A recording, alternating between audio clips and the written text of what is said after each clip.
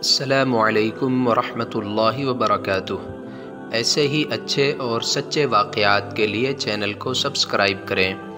ایک صحابیہ کی اپنے شوہر اور بچے سے جدائی۔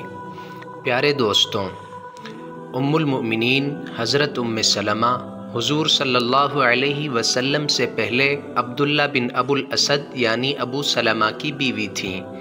یہ دونوں میاں بیوی آغاز نبوت میں ایمان لے آئے تھے، اور جب کافروں نے ظلم و ستم کیا تو پہلے حضرت ام سلمہ نے اپنے شوہر کے ساتھ حبشہ کی طرف ہجرت کی۔ کچھ مدت بعد واپس مکے آئیں، اس کے بعد مدینے کی طرف ہجرت کی۔ مگر اس وقت مسلمانوں کا ہجرت کرنا، مکہ چھوڑ کر کسی دوسری جگہ جانا آسان کام نہ تھا۔ جب کوئی ہجرت کرتا تو کافر اس کا راستہ روکتے اور مکے ہی میں ٹھہرنے پر مجبور کرتے، تاکہ اس کو طرح طرح کی تکلیفیں دی جا سکیں۔ ایسا ہی ان کے ساتھ ہوا۔ جب ابو سلمہ اپنی بیوی اور بچے کے ساتھ ہجرت کرنے کے لیے تیار ہو گئے، اونٹ پر کجاوا کس دیا، بیوی اور بچے کو اس پر سوار بھی کر دیا۔ اس وقت لوگوں کو خبر ہوئی۔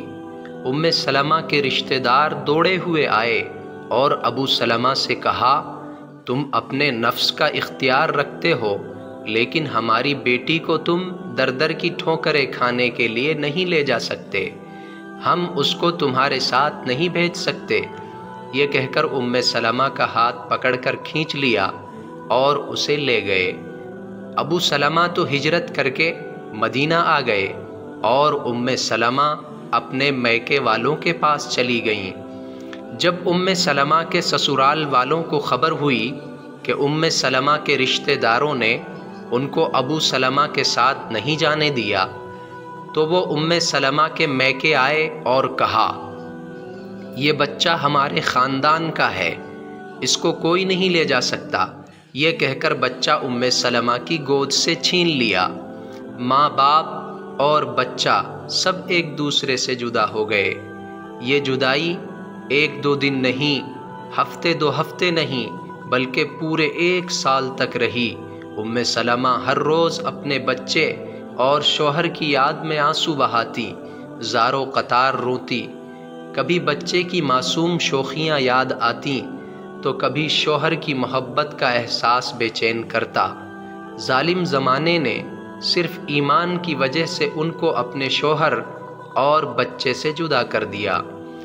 ام سلمہ رضی اللہ عنہا فرماتی ہیں کہ جب صبح ہوتی تو میں ابطح میں جا کر بیٹھ جاتی اور شام تک روتی رہتی۔ جب اسی طرح شوہر اور بچے کی جدائی میں 1 سال گزر گیا تو میرے چچا زاد بھائیوں میں سے ایک شخص کو مجھ پر رحم آیا اور بنو مغیرہ سے یہ کہا، کیا تم کو اس مسکینہ پر رحم نہیں آتا؟ یہ بیچاری صبح سے شام تک اپنے شوہر اور بچے کی جدائی میں آنسو بہاتی ہے۔ اس کے کہنے پر میرے میکے والوں نے مجھ کو مدینہ جانے کی اجازت دے دی۔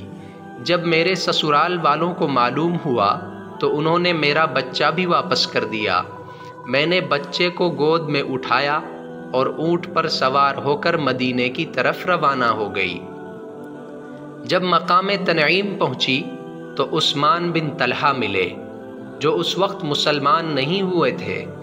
مجھے تنہا دیکھ کر پوچھا، کہاں کا ارادہ ہے؟ میں نے کہا، اپنے شوہر کے پاس مدینہ جا رہی ہوں۔ انہوں نے پوچھا، تمہارے ساتھ کوئی نہیں؟ میں نے کہا، خدا کی قسم، اللہ تعالیٰ اور اس بچے کے علاوہ کوئی میرے ساتھ نہیں۔ یہ سن کر عثمان کا دل بھر آیا، اونٹ کی نکیل پکڑ کر آگے آگے ہو لیے۔ جب ٹھہرتے تو اونٹ بٹھا کر خود پیچھے ہٹ جاتے، جب میں اتر جاتی تو اونٹ کو دور لے جاتے اور ایک درخت سے باندھ کر اس درخت کے سائے میں لیٹ جاتے، اور جب روانگی کا وقت آتا تو اونٹ لا کر کھڑا کر دیتے، خود پیچھے ہٹ جاتے اور یہ کہتے کہ سوار ہو جاؤ۔ جب میں سوار ہو جاتی تو نکیل پکڑ کر چل دیتے، جب کسی منزل پر اترتے تو ایسا ہی کرتے، یہاں تک کہ مدینہ پہنچ گئے۔ جب قبا کے مکان دور سے نظر آنے لگے تو یہ کہا، اسی بستی میں تمہارے شوہر مقیم ہیں، اللہ کی برکت کے ساتھ اس بستی میں داخل ہو جاؤ۔ اس طرح مجھے میرے شوہر کے پاس پہنچا کر مکہ واپس آ گئے۔ خدا کی قسم، میں نے عثمان بن طلحہ سے زیادہ کسی کو شریف نہیں پایا۔ یہ تھا حضرت ام سلمہ کی ہجرت کا واقعہ۔ انہوں نے اپنے شوہر اور بچے کی جدائی میں 1 سال گزار دیا، مگر زبان پر کوئی شکایت نہیں تھی۔ اللہ تعالیٰ ان سے راضی ہو۔